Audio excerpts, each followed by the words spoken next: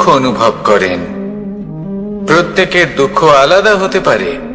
কারোর মনে এই দুঃখ থাকে যে সে তার বাবা মায়ের সব ইচ্ছে পূরণ করতে পারেননি। কেউ এটা ভেবে দুঃখ পান যে সে চিরকাল সদাচার করেছেন, সৎকর্ম করেছেন, কিন্তু তাও তাকে দুরাচারী বলে মনে করা হয়। কেউ এটা ভেবেও দুঃখ পান যে তার সামনে যে ব্যক্তি রয়েছেন তার চোখে তিনি শত্রু হয়ে উঠেছেন বা দুষ্ট হয়ে উঠেছেন, যেখানে তিনি হয়তো কোনো অনুচিত কাজই করেননি। এবার এই সমস্ত বিষয় নিয়ে ভেবে নিজের ব্যক্তিত্ব নিয়ে সন্দেহ প্রকাশ করবেন না। যদি নিজের ব্যক্তিত্ব নিয়ে কোনো সন্দেহ থেকে থাকে, তাহলে কর্ম সংক্রান্ত প্রশ্ন করুন যে আপনি যা করেছেন তাতে কি উচিত ছিল, কি অনুচিত ছিল। যেটা প্রয়োজন সেটা এটা বোঝার যে আপনার অন্তর্মন, আপনার বিবেক আপনাকে কি বলছে, আর আপনার অন্তর্মন আর আপনার বিবেক আপনাকে যেটা করতে বলবে শুধু সেটাই করুন। আর তারপরে এই সংসার কি বলবে, কি ভাববে সেসব নিয়ে ভাবতে যাবেন না। কারণ এই সংসার তো ঈশ্বরকেও প্রশ্ন করে থাকে, ঈশ্বরকেও দোষী মনে করে। কখনো কখনো যখন কোনো ঘটনা মানুষের ইচ্ছা অনুযায়ী ঘটে না, তখন মানুষ এটা বলে যে হে ঈশ্বর, আপনি আমার পাশে থাকলেন না, আপনি বড়ই কঠোর, এটা আপনার দোষ। যেখানে বেশিরভাগ সময় হয়তো সে নিজেই নিজের কর্মফল ভোগ করছে। আর কখনো কখনো ঈশ্বর হয়তো তার জন্য আরো ভালো কোনো পরিকল্পনা করে রেখেছেন, কিন্তু মানুষ এটা বুঝতে পারে না। তাই দিনের শেষে যেটা প্রয়োজন সেটা হলো নিজের মনের কথা বুঝতে হবে। আপনার বিবেক কি বলছে শুধু সেটাই করুন আর সামনে এগোতে থাকুন। আমার সাথে ভালোবেসে বলুন, রাধা রাধা। সবাই বলেন যে জীবনে কাদের সঙ্গ লাভ করছি সেটা খুব গুরুত্বপূর্ণ। এক ঝুড়ি ফলের মধ্যে যদি একটা পচা ফল আপনি রেখে দেন, তাহলে আস্তে আস্তে সমস্ত ফল পচে যায়। সেই জন্য কথায় আছে যে কুসঙ্গ থেকে দূরে থাকো। কিন্তু কি করা যায়? এই সংসার খুবই ছোট। যেখানে আমরা কাজ করি, যেখানে আমরা থাকি, যে পথে আমরা আসা যাওয়া করে থাকি, যে পথে আমরা ভ্রমণ করি, সেখানে এমন অনেক সংখ্যক ব্যক্তি থাকেন যাকে দেখে আমরা মনে করি যে এদের থেকে দূরে থাকতে হবে। তখন আমরা কি করতে পারি? তাদের কি আমরা পরিত্যাগ করব? তাহলে এই সংসারে এমন অনেক মানুষ আছেন, তাহলে কি সংসারই পরিত্যাগ করব? না, সেই ফলের মতন হবেন না যারা একটি পচা ফলের উপস্থিতির জন্য নিজেরাও নষ্ট হয়ে যান। বরং হয়ে উঠুন চন্দন বৃক্ষের মতন, যেটা আসলে সাপেদের বাসস্থান, যেখানে অনেক সংখ্যক অত্যন্ত ভয়ানক বিষধর সাপ থাকে। তারপরেও এই চন্দন, সে কিন্তু নিজের শ্রেষ্ঠত্ব হারায় না, এর মূল্য কিন্তু সেই একই থাকে।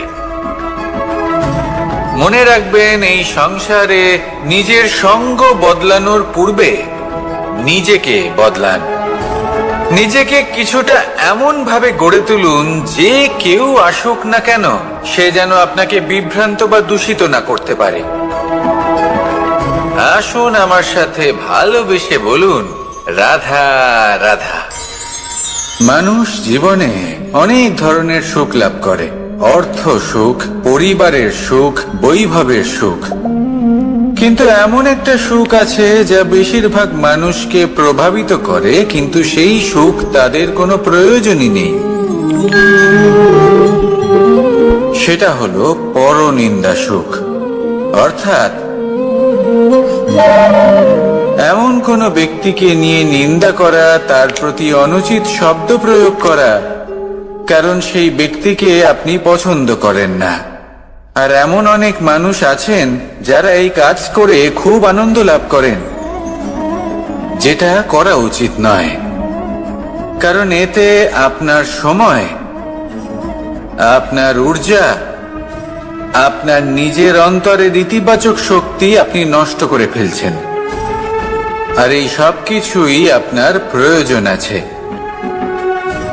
যাদেরকে আপনার পছন্দ নয় সেই ব্যক্তির বিষয়ে কথাই বলবেন না। সেই সব ব্যক্তির দিকে মনোনিবেশ করুন যাদের আপনি ভালোবাসেন। সেই সব কাজে মন দিন যেগুলো আপনার ভালো লাগে। সেই বস্তুর দিকে নজর দিন যেগুলো আপনার প্রিয়, নিজের লক্ষ্যের দিকে, এই সব কিছুর দিকে নয়। এমনটা করলে আপনার জীবনে আপনি সেই সব বস্তুর দিকে নজর দিতে পারবেন যারা প্রকৃত অর্থে আপনার জীবন আরো শ্রেষ্ঠ করে তোলে। এমনটাই করুন, জীবন আরো অনেক বেশি সুন্দর হয়ে উঠবে। আর তখন এই মন প্রসন্ন হয়ে বলবে, রাধা রাধা। আজ আমরা আবার সাফল্য আর অসফলতার বিষয়ে কথা বলবো। সফল ব্যক্তি কে হয় এবং অসফল ব্যক্তি কে হয়, এই বিষয়ে আমরা আগে অনেকবার কথা বলেছি। প্রত্যেক ব্যক্তি সাফল্য লাভ করতে চান, কিন্তু প্রত্যেক ব্যক্তি সাফল্য লাভের এই কাজে সফল হতে পারেন না। এবার এটা কেন হয়, এর পেছনে কারণটা কি? কারণ হলো ভয়। সফল ব্যক্তি হলেন তিনি যিনি নিজের সিদ্ধান্ত দ্বারা এই সমস্ত সংসারকে বদলে দিয়ে থাকেন, এবং অসফল ব্যক্তি হলেন তিনি যিনি এই সংসারকে দেখে এর বিষয়ে ভেবে নিজের সিদ্ধান্ত বদলে ফেলেন। প্রয়োজন হলো নিজের লক্ষ্যের বিষয়ে ভেবে দেখার, পথের বিষয়ে ভেবে দেখার। একবার যদি আপনি পথ নির্বাচন করে থাকেন, সেই পথে অগ্রসর হতে থাকুন আর তাতে অটল থাকুন। সবসময় দৃঢ় প্রতিজ্ঞ হন। আপনি যদি কোনো পথে টিকে থাকেন আর নিরন্তর পরিশ্রম করতে থাকেন, তবেই আপনার জীবনে সাফল্য আসবে। যদি কথায় কথায় লোকে কি ভাববে, লোকে কি বলবে, এ কথা ভেবে নিজের সিদ্ধান্ত পাল্টান, তাহলে কখনো নিজের লক্ষ্যে পৌঁছতে পারবেন না। আসুন আমার সাথে ভালোবেসে বলুন, রাধা রাধা।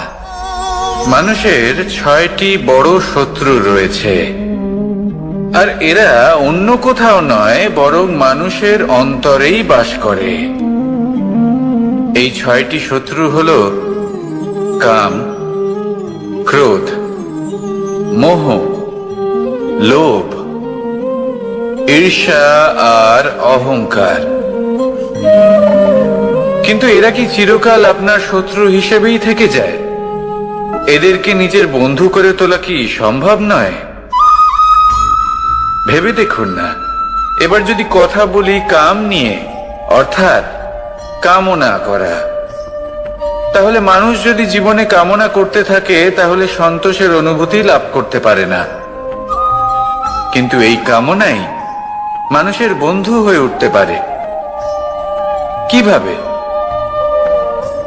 ধরুন, যদি মানুষ ভাবে আমি আরো অনেক বেশি শ্রেষ্ঠ ব্যক্তি হয়ে উঠতে চাই, আর তার জন্য কর্ম করে, পরিশ্রম করে, তাহলে ভবিষ্যতে গিয়ে শ্রেষ্ঠ ব্যক্তি হয়ে উঠতে পারে কামনার কারণে।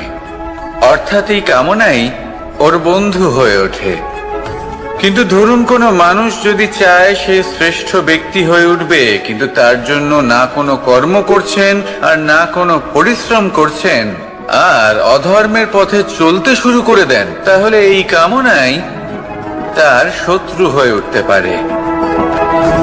এবার যদি এই কামনাকে নিজের বন্ধু করে তুলতে হয়, তাহলে নিজের নির্বাচনে বিচক্ষণ হতে হবে, নিজের মস্তিষ্কের ওপর নিয়ন্ত্রণ রাখতে শিখতে হবে। সেটাই করুন আর আমার সাথে ভালোবেসে বলুন, রাধা রাধা। আজ আমরা মানুষের আরো একটি শত্রুর বিষয়ে কথা বলবো, যার নাম হলো লোভ। যে কোনো বস্তুকে অত্যাধিক লাভ করার যে বাসনা, যতটা লাভ করেছি ততটা যথেষ্ট নয়, আমার আরো চাই, আরো চাই, একেই বলে লোভ। এবার এই লোভ আপনার জীবনে শুভ না অশুভ, আপনার মিত্র নাকি আপনার শত্রু, সেটাও নির্ভর করছে আপনার উপর। যেমন ধরুন, কোনো ব্যক্তির অসম্ভব ধনের লোভ, সে সেটা অর্জন করছে আর সেটা সংগ্রহ করছে, আর সেটা লাভ করার জন্য সে অনৈতিক কাজ করছে। যদি এই সব হতে থাকে তাহলে লোভ কিন্তু আপনার পক্ষে অত্যন্ত ক্ষতিকারক। কিন্তু যদি সেই ব্যক্তি ধরুন ধন অর্জন করছেন, তার সাথে নীতিও পালন করছেন, আর সংগ্রহ করার পরে সেটা সংসারে ছড়িয়ে দিচ্ছেন, যদি এমনটা হয় তাহলে এই লোভ আপনার বন্ধু হয়ে উঠতে পারে। যদি আপনার সৎসঙ্গ লাভ করার, সৎকর্ম করার লোভ থাকে, তাহলে আপনি কখনো একা থাকবেন না। যদি ভালোবাসা প্রদান করার লোভ থাকে, এই সংসারকে সাহায্য করার লোভ থাকে, তাহলে এই লোভ, যা সংসারের শত্রু, সেটা কিন্তু আপনার সাথে পরমাত্মার মিলন ঘটাতে পারে। এবার এই লোভকে নিজের মিত্র করে তুলবেন নাকি শত্রু করে তুলবেন, সেই সিদ্ধান্ত আপনারই। আসুন আমার সাথে ভালোবেসে বলুন, রাধা রাধা। কখনো এই প্রকৃতির দিকে তাকিয়ে থাকবেন। এই প্রকৃতি অনেক ধরনের শিক্ষা দেয়। কোন একটা গাছকে দেখুন, কিভাবে সে মাটি থেকে জল শুষে নেয়। সে ঝড় হোক বা হোক কড়া রোদ, সব সহ্য করে এবং অবশেষে সে ফল ধারণ করে। আর সেই ফল উৎপন্ন করার পরে সে ফল কিন্তু সে নিজে গ্রহণ করে না, এই সংসারকে প্রদান করে, যাতে পশু পাখি মানুষ তারা এই ফল গ্রহণ করে শক্তিশালী হয়ে উঠতে পারে, সুস্থ থাকতে পারে। সেভাবেই নদী, সরোবর, এরা নিজেরাও কিন্তু নিজেদের জল গ্রহণ করে না, মাটিকে প্রদান করে, পশু পাখিকে প্রদান করে।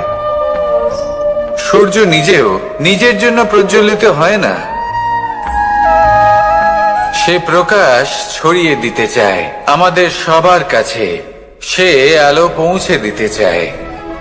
এই প্রত্যেকের কর্মে পরমার্থ নিহিত আছে, আর সেই জন্যই এদের সকলকে পুজো করা হয়।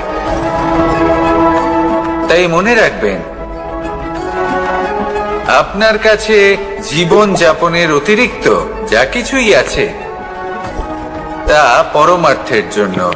তাহলে তার সদ্ব্যবহার করুন আর আমার সাথে ভালোবেসে বলুন, রাধা রাধা।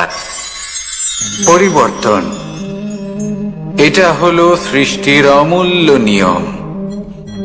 এই সংসারে সবকিছু সময়ান্তরে পরিবর্তিত হয়, এই সময়ও পরিবর্তিত হয়। পরিবর্তন চিরকাল হয়ে এসেছে আর চিরকাল হতে থাকবে। কিন্তু এবার আমরা সেই পরিবর্তন কিভাবে লাভ করব, যেটা আমাদের প্রয়োজন, যেটা আমরা চাই। আমরা জীবনে বিকাশ চাই। এই বিকাশ কিভাবে লাভ করতে পারি? এই প্রকৃতি কিন্তু আমাদের অত্যন্ত উত্তম উদাহরণ দিয়ে বুঝিয়েছে। একটি বিন্দুর উদাহরণ দিয়েছে, যা ভবিষ্যতে একটা বিশাল নদীর আকার ধারণ করে। এটা কিভাবে হয়? মেঘ থেকে একটি বিন্দু ঝরে পড়ে সেই পর্বতের ওপর যেখানে হিম আছে। সেই হিমের সংস্পর্শে আসা মাত্র সেই বিন্দুর সাথে আরো বেশ কিছু বিন্দু যুক্ত হয়। তারপর তারা অগ্রসর হয়, আরো কিছু বিন্দু যুক্ত হয়, আস্তে আস্তে একটা ক্ষীণ ধারার রূপ ধারণ করে, এবং সেটাই ভবিষ্যতে আরো এগোতে থাকে। অনেকটা যাওয়ার পর যখন অনেক সংখ্যক বিন্দু একসাথে যুক্ত হয়, তখন সেটা বিশাল নদীর আকার ধারণ করে। এবার আমরা মানুষ বলে আমাদের সাথে এই নিয়মের অন্যথা হয় তা নয়। আমরাও এই প্রকৃতির অংশ, আমাদের ক্ষেত্রেও একই নিয়ম প্রযোজ্য। যখন পরিশ্রম করে অনেক সংখ্যক বিন্দু আমরা একত্রিত করব, তখনই পরিবর্তনের নদী প্রবাহিত হবে। প্রয়োজন হলো নিরন্তর পরিশ্রম করা এবং ধৈর্য ধরা।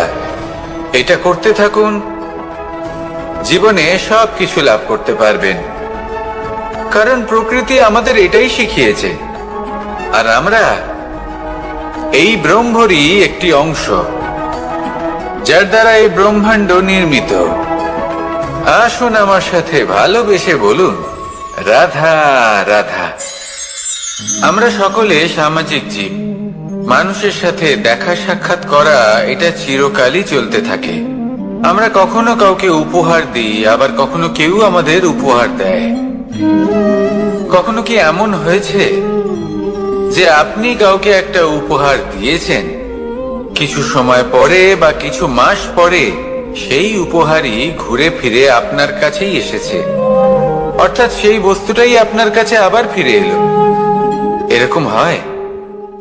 ছেলেবেলায় একদিন একজনের বিবাহ ছিল, তখন মা তাকে একটা উপহার দিতে চাইছিলেন। তাই তিনি একটা পোশাক বানালেন আর সেটাকে সুসজ্জিত করছিলেন। আমি দেখলাম আর জিজ্ঞেস করলাম যে, মা, এই পোশাক এত সুসজ্জিত করার কি আছে? তখন মা বললেন যে, কানাই, কখনো কাউকে এমনই উপহার দেবে, এমন প্রকারে দেবে যে সেটা যদি আবার ঘুরে ফিরে তোমার কাছে ফিরে আসে, তাহলে যেন তোমার খারাপ না লাগে। এটাই কিন্তু হয় আমাদের ব্যবহারের সাথে, কর্মের সাথেও এবং আমাদের কথার সাথেও। তেমনই আচরণ করবেন যে আচরণ আপনি সহ্য করতে পারবেন। যদি মুখ থেকে কটু কথা বেরোতে থাকে, তখন নিজেকে সংযত করে নিন। সেই শব্দই প্রয়োগ করুন যেটা আপনি তার বদলে শুনতে চাইবেন, এবং আপনার দুঃখও হবে না। কারণ আপনার কর্ম এমন একটা উপহার যেটা আবার ঘুরে ফিরে ফলস্বরূপ আপনার কাছেই আসবে। সেই জন্য নিজের আচরণ শুভ করুন, নিজের মানসিকতা শুভ করুন, নিজের মুখ থেকে মধুর বাণী নিঃসৃত করুন, আর এইভাবেই মধুর ভাবে বলুন, রাধা রাধা। এই সংসারে প্রত্যেকটা জিনিসের নিজস্ব একটা বিশেষত্ব আছে, আর তার বিশেষত্বর জন্যই তাকে বিশেষ গুরুত্ব দেওয়া হয়। যদি কথা বলি অস্ত্রের, যেমন তরোয়াল। তরোয়াল নির্মাণ করা হয়েছে রক্ষার জন্য।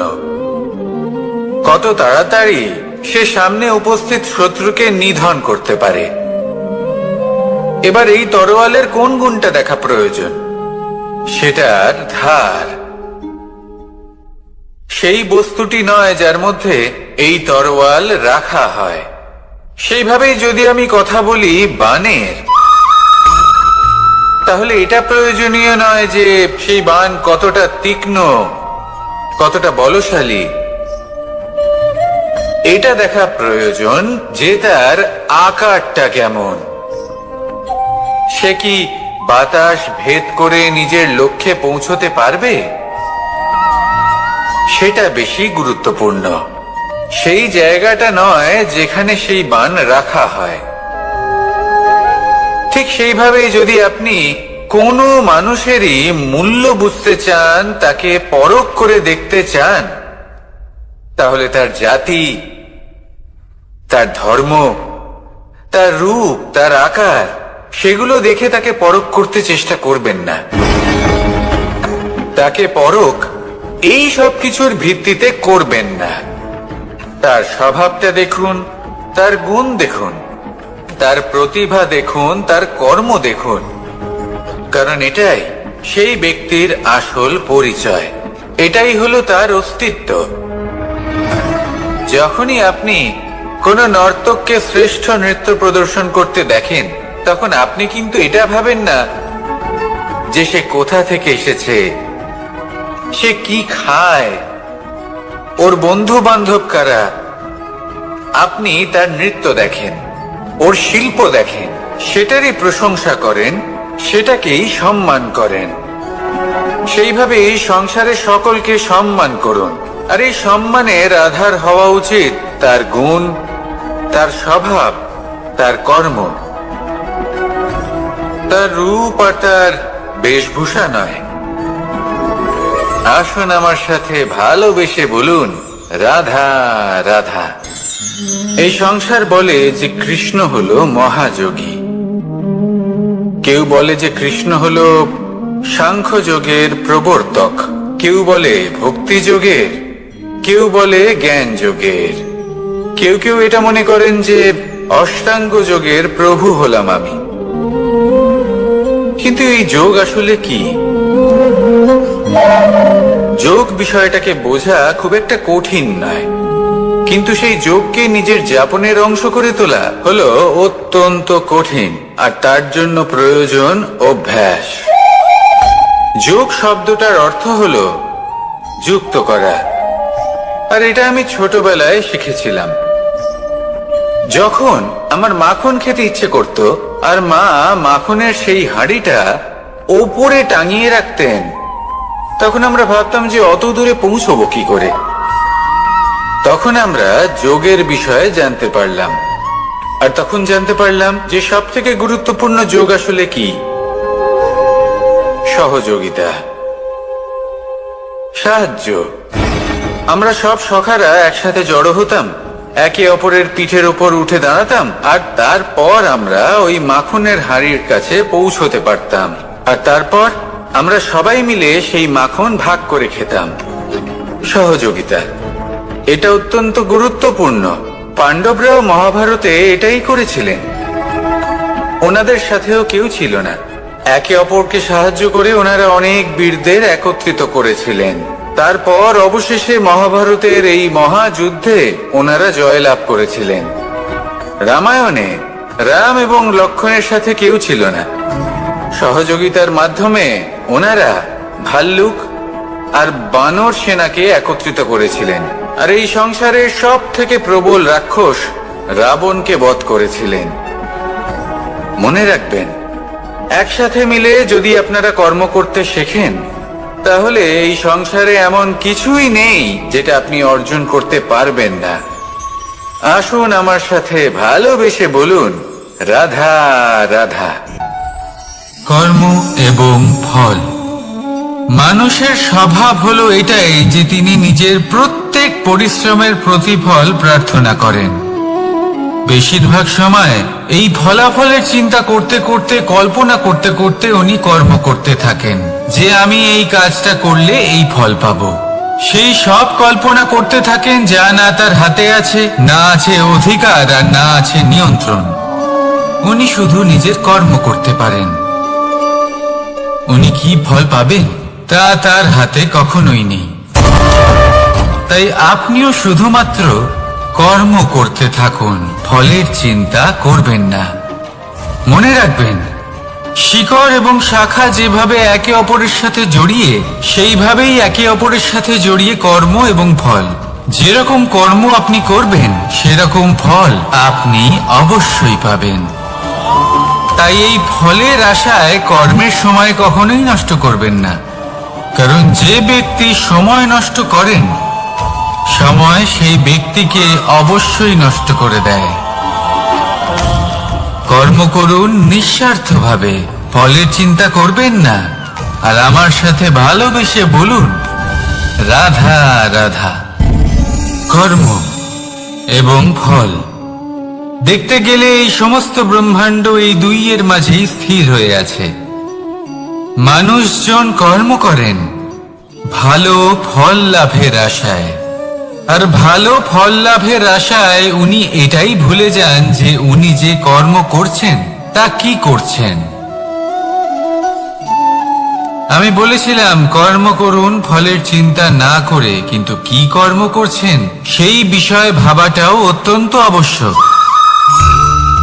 নয়তো অনেক সময় আমরা এমন কর্ম করে ফেলি যা না চাইতেও বিষে পরিণত হয়, যা হয়েছে দুঃশাসনের সাথে, দুর্যোধনের সাথে, গুরু দ্রোণের সাথে। একজনের মানসিকতা উচিত ছিল না, একজনের বিবেক উচিত ছিল না, আরেকজন যে পক্ষ নির্বাচন করেছিলেন সেই পক্ষ উচিত ছিল না। আর যা কিছু ওনাদের সাথে হলো, আপনার, আমার, আমাদের সকলের সাথে তা হতে পারে। আমি বলেছিলাম কর্ম করুন, ফলের চিন্তা করবেন না, কিন্তু এই কর্মের বিষয়ে বিচার করে দেখাটাও ততটাই আবশ্যক।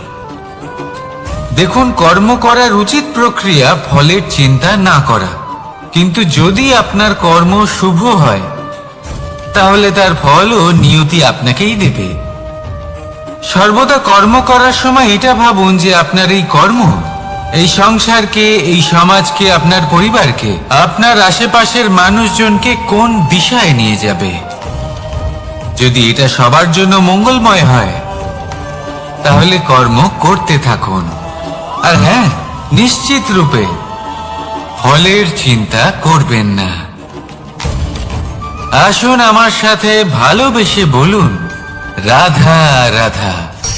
বটবৃক্ষের বীজ সর্ষের দানার থেকেও ছোট হয়, কিন্তু যখন তা নিজের রূপ ধারণ করে তখন তা বিশাল বৃক্ষের আকার ধারণ করে, যা সহস্র বছর ধরে বেঁচে থাকে, ছায়া প্রদান করে, পাখিদের আশ্রয় প্রদান করে, আর দেয় পথচারীদের বিশ্রাম করার স্থান।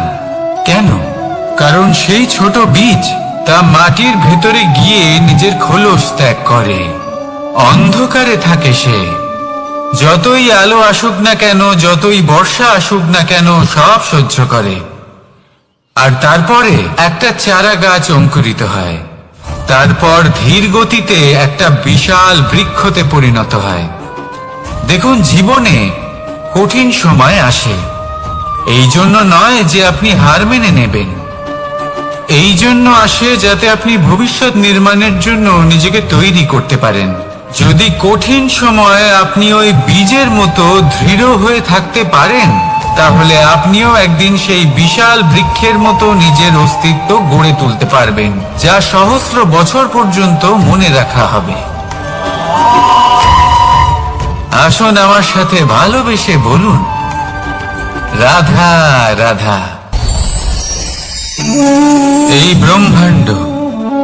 এই ব্রহ্মাণ্ড কত বৃহৎ, তাই না? যার সম্মুখে এই পৃথিবীকেও একটা বিন্দুর মতো মনে হয়। আর এই পৃথিবীতে আমরা কে হই, আমাদের আকার কিরকম, আমাদের অস্তিত্বই বা কি? যখন আমরা এভাবে ভাবি তখন মনে হয় আমরা কিছুই নই। তা আমরা যখন কিছুই নই, তাহলে আমরা এত চিন্তা করি কেন? কি ভেবে ভয় পাই? কাকেই বা এত ভয় পাই? কে আমাদের মারতে পারে আর কেই বা আমাদের জন্ম দেবে? আত্মার আসলে না কখনো জন্ম হয় আর না কখনো মৃত্যু। আত্মা শুধুই শরীর বদল করে। আপনি, আমি, আমরা সকলে এই শরীর নয়, আমরা হলাম আত্মা, যা হলো পরম আত্মার পরম অঙ্গ। সেই জন্য মনে রাখবেন, বাইরের কোথাও দেখবেন না, নিজের অন্তরের গভীরে গিয়ে দেখুন, আত্মাকে উপলব্ধি করতে শিখুন। ক্লেশ, ভয়, চিন্তা, এই সব কিছুর থেকে নিজেকে দূরে রাখুন, তাহলেই উপলব্ধি করতে পারবেন পরমাত্মা কে। তাহলে আসুন আমার সাথে ভালোবেসে বলুন, রাধা রাধা। পরিবর্তন এই সংসারের শাশ্বত নিয়ম। কোন রাজা নেই যিনি চিরকাল রাজা থাকেন, কোন ধনী ব্যক্তি নেই যিনি চিরকাল ধনী থাকবেন। এই সংসারে সূর্যের স্থান নেওয়ার জন্য চন্দ্রিমার আগমন ঘটে। কোন স্থান যাকে পতিত বলা হয়েছিল, সেখানে মহল তৈরি হয়েছে। কোন স্থান যাকে আজ মলিন বলা হয়েছে, কাল সেখানে মন্দিরও স্থাপন হতে পারে। কোন ঋতু চিরকালের জন্য থাকে না, কখনো সময় চিরকাল একরকম থাকে না। আজ যা আপনার কাছে রয়েছে, কাল অন্য কারোর ছিল। আজ যে আপনার কাছে রয়েছে, কাল তা অন্য কারোর কাছে চলে যাবে। আপনার সাথে কিছু থাকলে তা হলো আপনার কর্ম, কিন্তু সেই কর্মের পরিণামও আপনার নয়। আপনি শুধু কর্ম করুন, বাকি সবকিছুই পরিবর্তনশীল। কিন্তু সেই পরিবর্তনকে দেখে ভয় পাওয়ার প্রয়োজন নেই, তাকে স্বাগত জানান। যদি আপনি হাসি মুখে সেই পরিবর্তনকে স্বাগত জানান, তাহলে এই পরিবর্তনও হাসি মুখে আপনার সাথে থাকবে। আসুন আমার সাথে ভালোবেসে বলুন, রাধা রাধা। সঞ্চয় মানুষের যখন থেকে বোধ বুদ্ধি হয়, সঞ্চয় করতে আরম্ভ করে দেন। সঞ্চয় করতে থাকেন ভোজনের, সঞ্চয় অর্থের, সঞ্চয় শক্তির। নিজের জন্য করেন, নিজের পরিবারের জন্য করেন, নিজের স্ত্রীর জন্য করেন, সন্তানের জন্য করেন, সন্তানের জন্য সঞ্চয় করেন। সঞ্চয় করার জন্য ওনার কাছে অনেক কারণ রয়েছে, কারণ উনি এটা ভাবেন যে এই সঞ্চিত শক্তির জন্য কেউ ওনার কোনো ক্ষতি করতে পারবে না।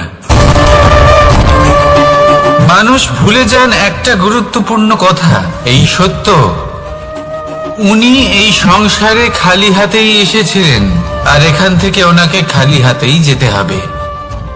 যা এখানকার তা এখানেই থেকে যাবে।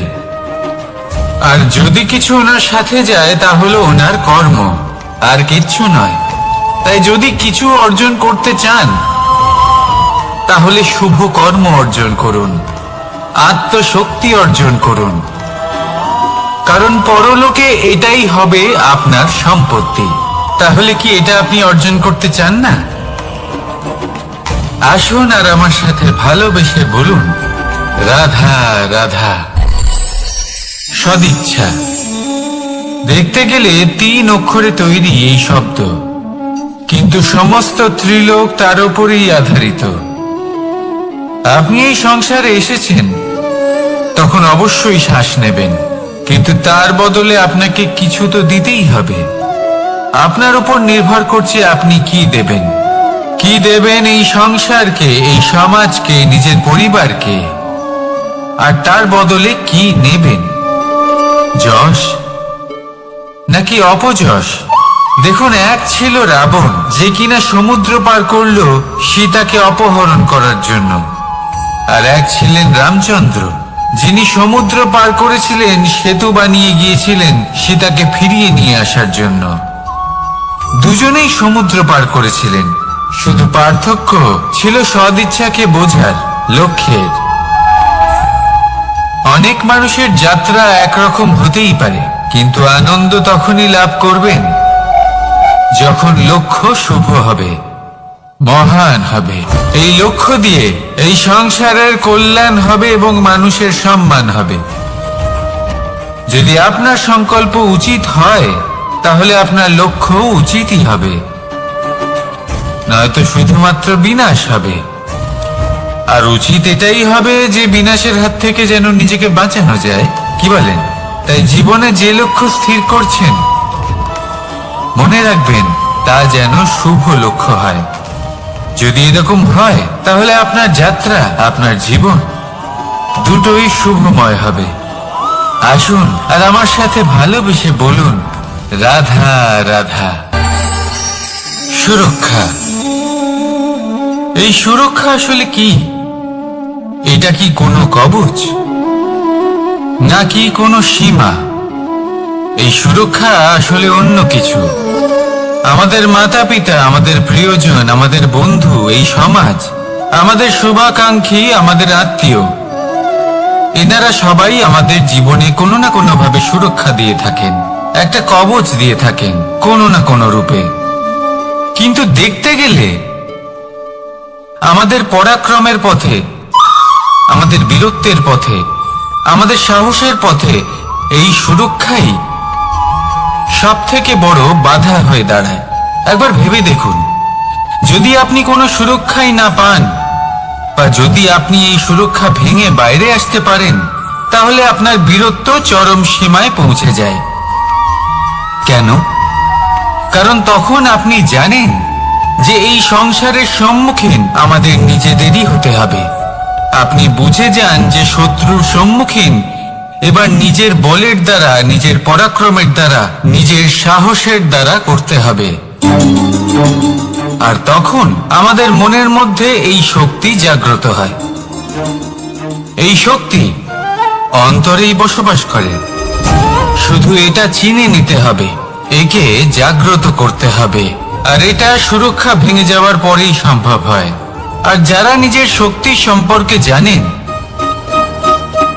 যিনি নিজেই জানেন তিনি কতটা শক্তিশালী, তিনি নিজেই নিজের সুরক্ষা কবচ চিরকালের মতো ভেঙে ফেলে দেন, ঠিক কর্ণের মতো। আর তারপরে দেখুন, আপনার পরাজয় হোক বা বিজয়ী হোক না কেন, সেটাই অনেক বড় হয়। সেটাই প্রশস্ত হয়ে থাকে। সেই জন্য ত্যাগ করুন নিজের ভয়কে, নিজের আশেপাশের এই সুরক্ষা চক্রকে ভেঙে ফেলুন, আর সম্মুখীন হন এই সংসারের নিজের শত্রু সম্মুখীন হন। পরাক্রমের এই অঙ্কুর, তা অঙ্কুরিত হওয়ার জন্য বীজের উপরের এই কবচ, এটা ভেঙে যাওয়া অতি আবশ্যক। আসুন আমার সাথে ভালোবেসে বলুন, রাধা রাধা। যখন আমরা হাঁটতে থাকি আর আমাদের পায়ে কাঁটা বিঁধে যায়, তখন মুখ দিয়ে আহ বেরিয়ে আসে, কান্না চলে আসে, আর অনেক সময় অভিশাপও বেরিয়ে আসে। কিন্তু আমরা কি কখনো এটা এইভাবে দেখেছি, এইভাবে ভেবেছি যে আমরা যে পথে চলেছি সেই পথে কাঁটা বিঁধেছে, নাকি আমরা সেই পথ নির্বাচন করেছি যাতে শুধুই কাঁটা রয়েছে? নাকি আমরা এভাবে ভেবে দেখেছি যে এই কাঁটা আমাদের কষ্ট দিতে এসেছে, নাকি এটা আমরাই বিছিয়ে রেখেছিলাম? সাবধান থাকা উচিত ছিল, কারণ কাঁটা বিঁধলে যন্ত্রণা হবে, চিৎকার করে ফেলতে পারি, মুখ থেকে অভিশাপও বেরিয়ে আসতে পারে। কিন্তু এই অভিশাপ শুধুমাত্র আমাদের তরফ থেকে অভিশাপ হয়, সামনের ব্যক্তিটির উপরও নির্ভর করে। এবার সেই ব্যক্তি যদি এমন হয় যে ফুল আর কাঁটা এই দুই সমানভাবে গ্রহণ করতে পারে, তার কাছে অভিশাপও বরদানে পরিণত হয়। শেষ পর্যন্ত ব্যাপারটা দাঁড়ায় ভাবনা, চিন্তা, দৃষ্টিভঙ্গির উপর। কারণ আপনার এই ভাবনাই সত্যি হয়ে সামনে আসে। সেই জন্য এই ভাবনা, চিন্তা, মানসিকতাকে গুরুত্ব সহকারে দেখবেন। এই বিবেচনা নিয়ে বিবেচনা করতে শিখুন। আমার কথার অর্থ হলো যে জীবনে যখন এরকম কিছু একটা ঘটবে, তখন ভেবে দেখুন যে এরকম কেন হলো। আপনি কি এমন কোনো কর্ম করেছিলেন যার কর্মফল এটা? এমন কোনো কাজ যা অনুচিত ছিল, অসত্য ছিল, যা অভদ্রতার কারণ ছিল? ভেবে দেখা প্রয়োজন। দেখুন, ইচ্ছে হলো আপনার যে আপনি কি করতে চান, ভাবনা আপনার, সত্য আপনার, জীবন আপনার, সিদ্ধান্ত আপনার। আসুন আর আমার সাথে ভালোবেসে বলুন, রাধা রাধা। সময়, এই সময় আসলে কি? এই সময় একটা সরল রেখা তো কখনোই নয়। সময় হলো একটা চক্র, যেখানে এর আদি সেখানেই হলো এর অন্ত, আর যেখানে তা শেষ হয় সেখান থেকেই তার শুরু হয়। এই সময় একটা অত্যন্ত বিচিত্র চিন্তা, বিচিত্র ভাবনা, একটা বিচিত্র বস্তু যা কেউ বুঝতে পারেন না। এই সময়ের লীলা, এর কোনো প্রমাণ নেই, কোনো জ্ঞান নেই, কোনো পরিমাপ নেই। শুধু এটুকু আমরা জানতে পারি, যেখানে শেষ হবে সেখান থেকে একটা নতুন সূচনাও হবে। যা আজ আপনার কাছে আছে, কাল অন্য কারোর কাছে যাবে, তারপরে তার কাছ থেকেও অন্য কারোর কাছে যাবে, তারপরে তার থেকেও ছিনিয়ে নেওয়া হবে। এই নিয়তির একজনের কাছ থেকে অন্যজনের কাছে আদান প্রদানের এই সময় হলো আপনার সময়। এই সময়ের সদ্ব্যবহার করুন, এই সময়কে বাঁচুন। আপনাকে শুধু এটাই সুনিশ্চিত করতে হবে যে আপনি কোন পক্ষে আছেন। আর সত্যি বলতে কি, আপনার জীবনের পরিণাম নির্ভর করে আপনার নির্বাচনের ওপর। আপনি কোন পক্ষ নির্বাচন করছেন? তাহলে মনে রাখবেন, জীবনে সেই পক্ষই নির্বাচন করবেন যা চয়ন করার পরে আপনি সুখ অনুভব করবেন, আপনি সন্তোষ লাভ করবেন, প্রসন্নতা লাভ করবেন। আর আমি এটাই সুনিশ্চিত করব যে এই পক্ষ যেন শান্তির পক্ষ হয়, এই পক্ষই যেন প্রেমের পক্ষ হয়। তাহলে চিন্তা করবেন না, আর আসুন আমার সাথে ভালোবেসে বলুন, রাধা রাধা। আজ আমি আপনাকে এমন এক গল্প শোনাবো যা আমার নন্দ বাবা আমাকে শুনিয়েছিলেন যখন আমি ছোট ছিলাম। কাহিনী একজন সাধু আর একজন বিছের। একবার এক সাধু নদীর পাড়ে স্নান করছিলেন। উনি দেখলেন যে জলের প্রবাহে একটা বিছে ভেসে যাচ্ছে। তার প্রাণ বাঁচানোর জন্য উনি তাকে তুলে নদীর পাড়ে রাখার চেষ্টা করলেন, কিন্তু যেই সেই বিছেকে উনি হাতে তুললেন, সেই বিছে ওনাকে কামড়ে দিল। সাধু আবার চেষ্টা করলেন, সেই বিছেকে হাতে নেওয়াতে সে আবার তাকে কামড়ে দিল। আরো একবার চেষ্টা করাতে ওনার শিষ্য ওনাকে জিজ্ঞেস করল, এ আপনি কি করছেন গুরুদেব? এসব কি হচ্ছে? আপনি তারই প্রাণ বাঁচানোর চেষ্টা করছেন যে আপনাকে কামড়ে দিচ্ছে। গুরুদেব উত্তর দিলেন যে ও বিছে হয়েই নিজের কর্ম করছে, নিজের প্রবৃত্তি, নিজের ব্যবহার বদলাচ্ছে না। তাহলে আমি সাধু হয়ে তা কেন বদলাবো?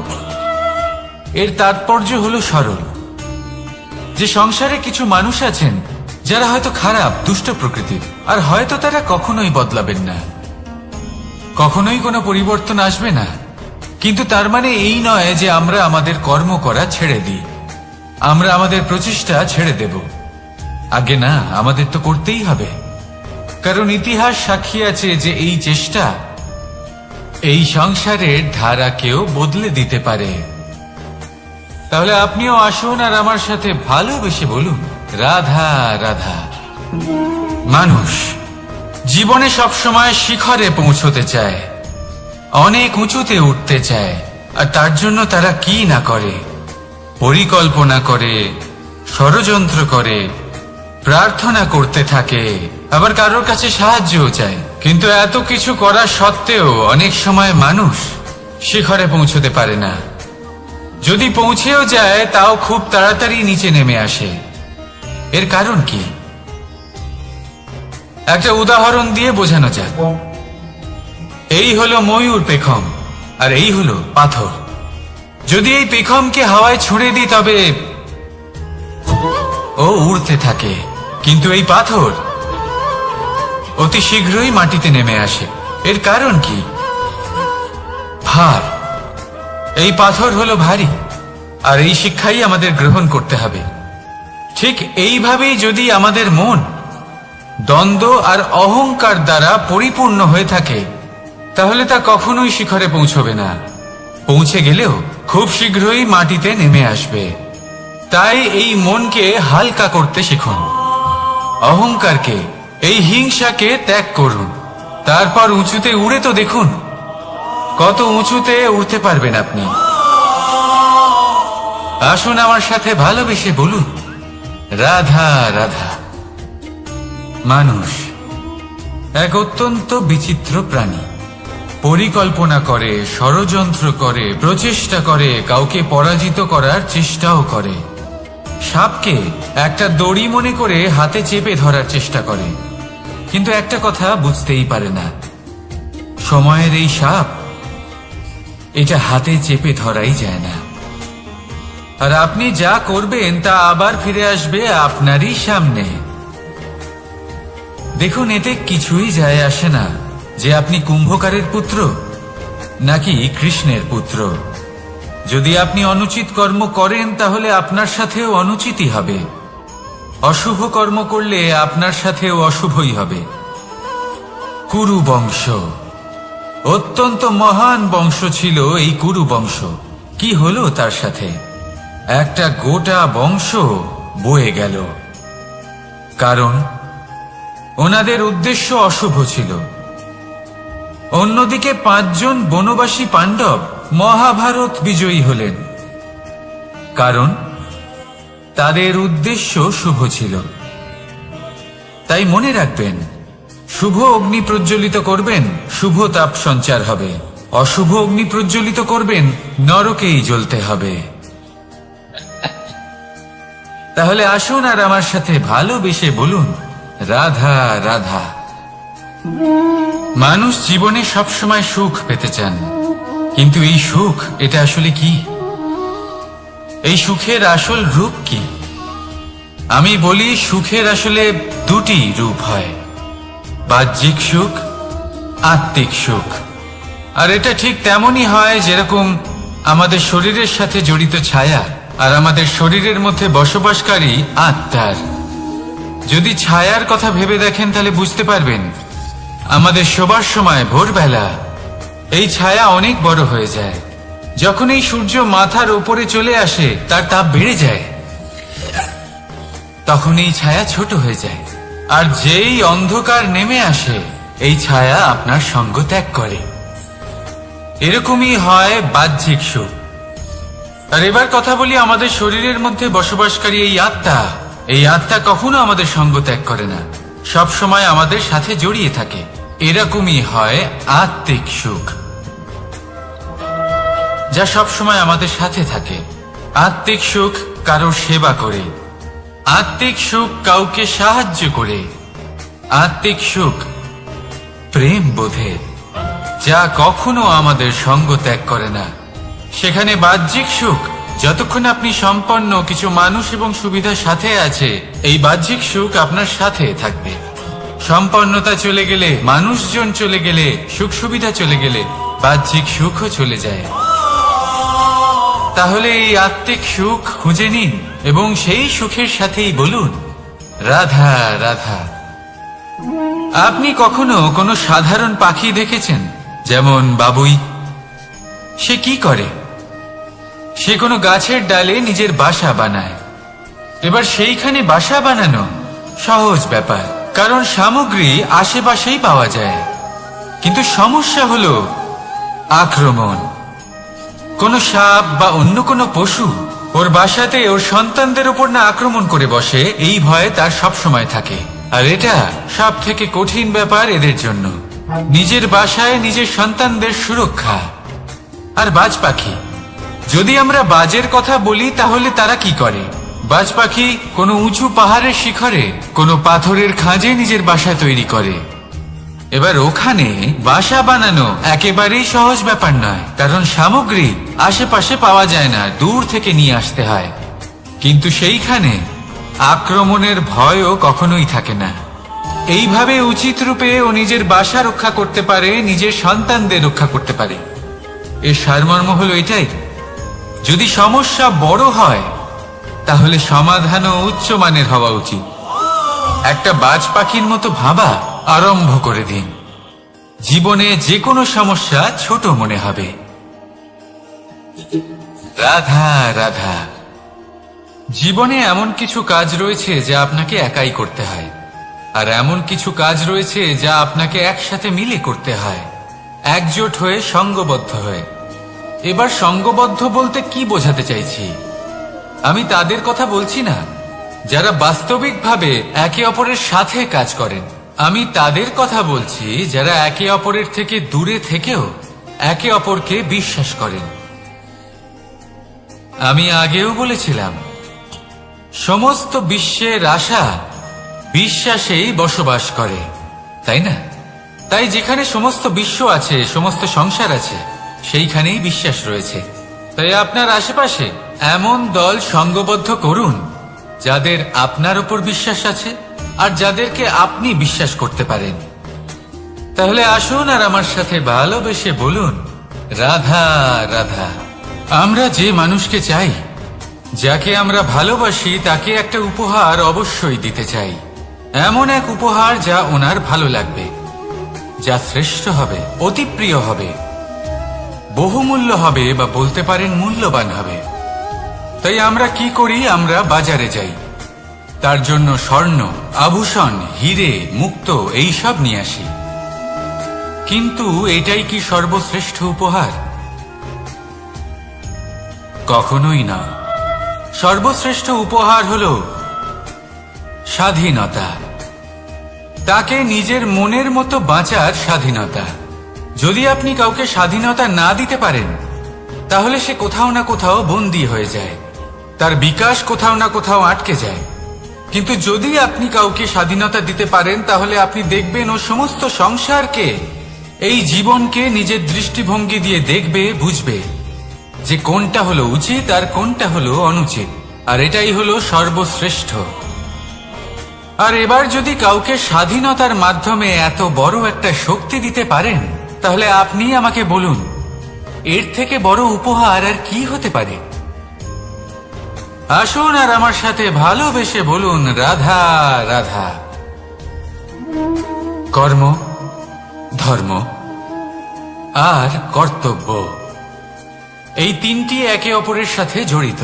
আর অনেক সময় এই তিনটি পালন করতে করতে আমাদের সেই ব্যক্তির সামনে গিয়ে দাঁড়াতে হয়, তার বিরুদ্ধেই যেতে হয় যাকে আমরা সব থেকে বেশি ভালোবাসি।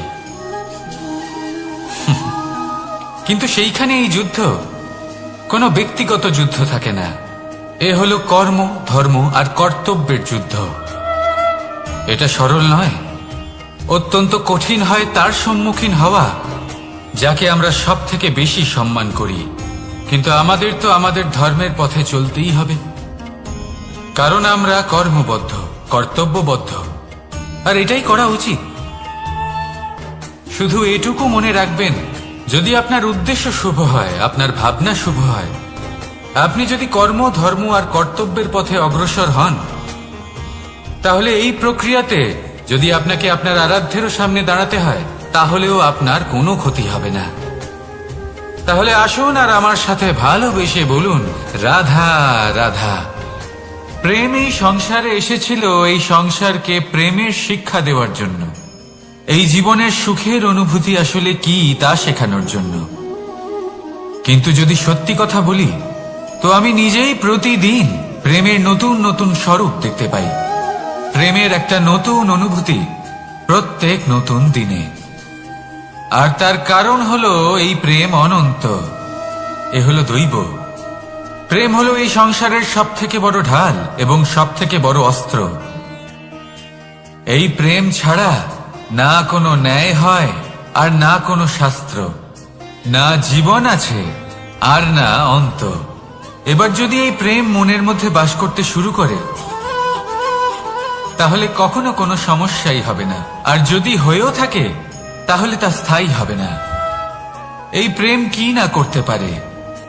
এই প্রেম সমস্ত সমস্যা মিটিয়ে ফেলতে পারে, আপনার মনের মধ্যে অহংকারকেও বিনাশ করে দিতে পারে, আপনাকে সাক্ষাৎ ঈশ্বরের সাথে দেখা করাতে পারে। তাই প্রেমের দ্বারা প্রয়াস করতে থাকুন, এই সংসারের প্রত্যেক মানুষকে, প্রত্যেক বস্তুকে, প্রত্যেক জীব জন্তুকে ভালোবাসবেন।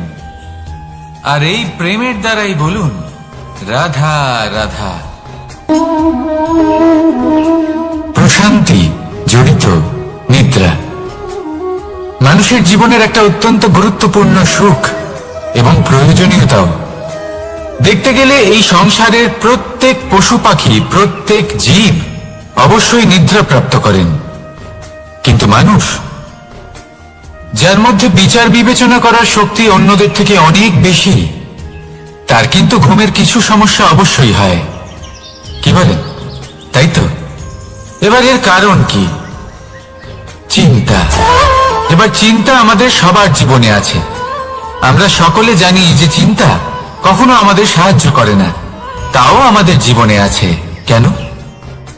চিন্তার মাধ্যমে কি কখনো কোনো সমস্যার সমাধান হয়েছে? অর্থের চিন্তা করলে কি অর্থ লাভ হয়? ভবিষ্যতের চিন্তা করলে কি ভবিষ্যৎ ঠিক হয়ে যায়? স্বাস্থ্যের চিন্তা করলে কি স্বাস্থ্য নিজে থেকেই ঠিক হয়? হয় না। তাহলে এই সব কিছু থেকে আমাদের একটা ছোট্ট শিক্ষা অবশ্যই লাভ করা উচিত। আপনিও আপনার কাঁধ থেকে চিন্তার এই বোঝা নামিয়ে ফেলুন, আর ইচ্ছে, এই সব ইচ্ছে একত্রিত হয়ে আমাদের মনে চিন্তা উৎপন্ন করে। তাই এই চিন্তাগুলিকে ত্যাগ করুন, প্রকৃতির প্রেমের উপর বিশ্বাস রাখুন। মনে রাখবেন, যিনি চিন্তা মুক্ত হবেন তিনি চিতা মুক্ত হবেন। সুখের নিদ্রা প্রাপ্ত করুন, আর নিদ্রায় যাবার আগে আমার সাথে ভালোবেসে বলুন, রাধা রাধা। মহাদেব, সেই দেবতা যিনি মহান, যাকে দেবতাদের দেবতা বলা হয়, যিনি হলেন আমার আরাধ্য। কখনো আপনার মনে এই প্রশ্ন এসেছে যে শিবকেই কেন মহাদেব বলা হয়, অন্য কোনো দেবতাকে কেন বলা হয় না? সেই কারণ মহাদেবের মধ্যে ওনার মধ্যে এমন এক বিশেষ গুণ রয়েছে যা অন্য কারণ নেই। তা হলো নিঃস্বার্থ হয়ে মানুষের সেবা করা। যদি প্রয়োজন পড়ে, যদি সৃষ্টির পথে বিনাশের কালো মেঘ ছেয়ে থাকে, তখন নিজের প্রাণের চিন্তা না করে হলাহল পান করার জন্য প্রস্তুত থাকেন মহাদেব। আর এই অদ্বিতীয় ত্যাগের জন্যই শিবকে মহাদেব বলে ডাকা হয়। এবার যদি কোনো মানুষও নিঃস্বার্থ ভাবনার দ্বারা নিজেকে অর্পণ করে দেয় এই জগতের কল্যাণের জন্য, মানুষের সেবার জন্য, তাহলে তিনিও মহাপুরুষ, মহামানব হতে পারেন। যদি কেউ অভুক্ত থাকেন তাহলে নিজের থালা থেকে অর্ধেক খাবার তাকে দিয়ে দিন। যদি কেউ অসুস্থ হন তাহলে তাকে সেবা করার, চিকিৎসা করার চেষ্টা করুন। এই জীবন শুধু নিজের জন্য নয়, অন্যদের প্রতি, সমস্ত সংসারের প্রতি উৎসর্গ করুন। যদি এইসব মানুষ শিখে যান তাহলে তিনি মহাদেবের পথে অগ্রসর হতে পারেন। যদি মানুষ নিঃস্বার্থ ভাবনার দ্বারা এই সংসারের সেবা করতে শিখে যান তাহলে তিনি নিশ্চিত রূপে মহামানব অবশ্যই হতে পারবেন।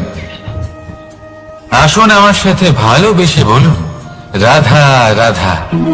স্বর্ণ, হিরে, মুক্ত, মানিক, এই সব কিছুকে আগে পাথর বলা হতো। তাহলে এমন কি হলো যে এদের রত্ন বলা হয়?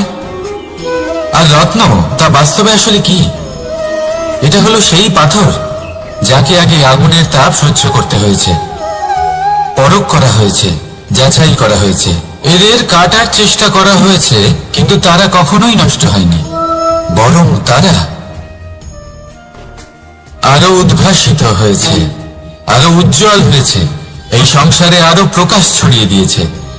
সেই জন্য এরা হলো এত অমূল্য, সেই জন্য এরা হলো বহুমূল্য, সেই জন্য এদের রত্ন বলা হয়। এবার মানুষের কাছেও এই নির্বাচনের অধিকার রয়েছে যে আমরা শুধু পাথর হয়ে থাকব নাকি রত্ন হয়ে থাকব। কিভাবে? আমাদের জীবনেও অনেক সমস্যা রয়েছে, বাধা আছে, বিপত্তি আছে। আমরা সেই বাধার তাপে উত্তপ্ত হই, এই সমস্যা আমাদের কাটার চেষ্টা করে। অনেক মানুষ বিভিন্ন পরিস্থিতি আমাদের ভাঙার চেষ্টা করে, কিন্তু আমাদের নষ্ট হলে চলবে না। যেভাবে এই রত্ন সমস্যার সম্মুখীন হয়ে পাথর থেকে রত্ন হয়েছে, সেইভাবেই আমাদেরও আমাদের সমস্যার সম্মুখীন হয়ে রত্ন হয়ে উঠতে হবে, এই সংসারে প্রকাশের স্রোত হয়ে উঠতে হবে। তাহলে এটাই করুন আর আমার সাথে ভালোবেসে বলুন, রাধা রাধা। সংসারে সব থেকে বড় শক্তি আসলে কি? কেউ বলবেন শারীরিক শক্তি, কেউ বলবেন অস্ত্রের শক্তি, কেউ বলবেন জ্ঞানের শক্তি। ঠিক আছে, কিন্তু যদি আমি বলি সংসারের সব থেকে বড় শক্তি হলো শক্তি কোনো এক তথ্যের, আগে হ্যাঁ, তথ্য। এই তথ্য নিজেই কিন্তু খুব শক্তিশালী, অত্যন্ত শক্তিশালী অস্ত্র হলো এই তথ্য। আর সত্যি বলতে অনুচিত তথ্যের থেকে অনেক বেশি ঘাতক হলো অসম্পূর্ণ তথ্য। যেরকম আজ শাম্ব রুক্মির সাথে করেছে, ওকে অসম্পূর্ণ তথ্য দিয়েছে, তার ফলে বিনাশ হলো। যদি এইভাবেই আপনার কাছেও কোনো অসম্পূর্ণ তথ্য আসে, আর যদি আপনি তা পরখ না করে দেখেন, যাচাই না করে দেখেন, আর নিজের কর্ম করেন, তাহলে উত্থানের বদলে আপনি পতনের সম্মুখীন হবেন, বিকাশের বদলে আপনার বিনাশ হয়ে যাবে। মনে রাখবেন একটা অত্যন্ত গুরুত্বপূর্ণ কথা, সঠিক তথ্য পাওয়া সঠিক তথ্য দেওয়ার থেকে অনেক বেশি গুরুত্বপূর্ণ। আশা করি এই কথা আপনি বুঝেছেন। জীবনে যখনই কোনো তথ্য আপনি পাবেন, সেই বিষয়ে ভেবে দেখুন, পরখ করে দেখুন, যাচাই করুন, তারপর নিজের কর্ম করুন। আর আমার সাথে ভালোবেসে বলুন, রাধা রাধা। ধর্ম এবং প্রেম, এই দুই হলো একই মুদ্রার দুই পিঠ। যদি এদের মধ্যে কোনোটা নষ্ট হয়ে যায় তাহলে দ্বিতীয়টাও থাকে না। কখনো ভেবেছেন এমন কেন হয়? তার জন্য আগে আপনাকে বুঝতে হবে যে ধর্ম আসলে কি। ধর্ম সেটাই যা এই সংসারের প্রত্যেক মানুষকে একে অপরের সাথে সুখ এবং শান্তিতে থাকতে প্রেরণা যোগায়। এই প্রেরণার আধার হলো প্রেম। প্রেম সেটাই যা আপনার মধ্যে অন্য কারোর প্রতি করুণাবোধ জাগিয়ে তোলে, সম্মান জাগিয়ে তোলে। এবার যদি প্রেম চলে যায় তাহলে সবার আগে বিনাশ হবে সম্মান আর করুণাবোধের। এবার যেখানে না প্রেম রয়েছে, না সম্মান রয়েছে, না করুণা রয়েছে, সেখানে ধর্ম কিভাবে বাস করবে? অশুভ ইচ্ছে জাগ্রত হয়ে ওঠে, ক্রোধ জাগ্রত হয়ে ওঠে, অহংকার জাগ্রত হয়ে ওঠে, আর তারপর আরম্ভ হয় অধর্মের। তাই যা যা ভাবনা আপনার অন্তরে প্রবেশ করছে করতে দিন, কিন্তু যাই হোক না কেন এই প্রেমকে নিজের থেকে দূরে যেতে দেবেন না। এই প্রেমকে চিরকাল নিজের কাছে রাখুন, নিজের হৃদয়। আর এই প্রেম ভাব নিয়ে বলুন, রাধা রাধা। মানুষের জীবনে উন্নতি লাভ করার জন্য 3টি স্তম্ভের প্রয়োজন হয়। প্রথম স্তম্ভ শিক্ষা। এই শিক্ষা আমাদের জ্ঞান প্রদান করে। দ্বিতীয় স্তম্ভ ব্যবসা, যার দ্বারা আমরা ধন উপার্জন করি। তৃতীয় স্তম্ভ হলো আমাদের ঈশ্বর, আমাদের ইষ্ট। এনার সাথে যদি আমরা জুড়ে থাকতে পারি তাহলে এমন একটা মানসিক বল আপনি লাভ করবেন যেটা এই সংসারে আর কোথাও পাওয়া সম্ভব না। কিন্তু মানুষ অনেক সময় জীবনে এই 3টি স্তম্ভ লাভ করা সত্ত্বেও সামনে অগ্রসর হতে পারেন না। তখনও জীবনে কঠিন পরিস্থিতি আসতেই থাকে। এমনটা ঠিক কেন হয়? কারণ সে জীবনে এই 3টি স্তম্ভ লাভ করে নেয়, জীবনে প্রয়োগও করে, কিন্তু তার ভিতের কথা সে ভুলেই যায়। যেমন প্রথম স্তম্ভ অর্থাৎ শিক্ষা। এই শিক্ষার আধার হলো শুভ চেতনা। যদি অন্তরে শুভ চেতনা না থাকে তাহলে এই শিক্ষার কোনো গুরুত্ব থাকে না। দ্বিতীয় স্তম্ভ ব্যবসা। পরিশ্রম করে উপার্জন করতে হবে, এই কথাটা আমরা সবাই জানি এবং সবাই চেষ্টাও করি। কিন্তু ব্যবসা করতে করতে আমরা এটা ভুলে যাই আমাদের ব্যবহার কেমন হয়ে পড়েছে। এই ব্যবহার যদি শুভ হয় তাহলে আমাদের উপার্জন আস্তে আস্তে একটা স্থির জায়গায় এসে পৌঁছবে। এবং তৃতীয় স্তম্ভ আমাদের ভগবান। যদি ওনার স্মরণে আপনি যেতে চান তাহলে তার পূর্বে নিজের মা বাবাকে সেবা করুন, তাদের যত্ন করুন, তাদেরকে ভালোবাসুন, কারণ ওনারাই হলেন এই সংসারে আপনার সব থেকে বড় ইষ্ট। তাহলে 3 স্তম্ভের সাথে সাথে তাদের আধারকেও নিজের জীবনে প্রাধান্য দিন। কোনো সমস্যা আসবে না, জীবনে একের পর এক উন্নতি করবেন এবং এই মন প্রসন্ন হয়ে বলবে রাধা রাধা। সুখ, দুঃখ এবং শক্তি, এই 3 হলো এই সংসারের ত্রিদেবের মতো। আমাদের জীবনে যা কিছু ঘটছে এই 3টির ভিত্তির উপরেই হচ্ছে। আসলে এই সংসারের একটা নিয়ম আছে, যখনই আপনি কিছু লাভ করেন এই সংসার আপনার পরীক্ষা নেয়।